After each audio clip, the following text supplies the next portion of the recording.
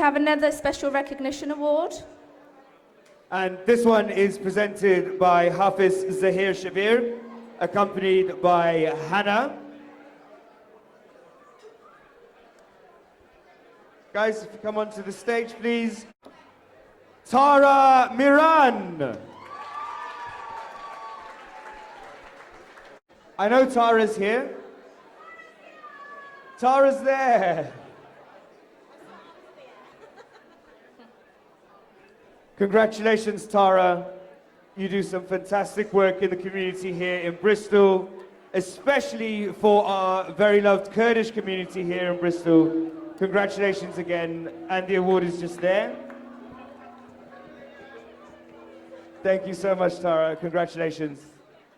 Thank you so much, and I just wanted to say that this is the perfect time for us to be having an event like this, since after the elections, we all need something like this to celebrate, you know, getting together and, you know, celebrating our diverse, you know, the more diverse we are as communities, the more we have skills and talents to share. So I'm really happy to be here with you guys, because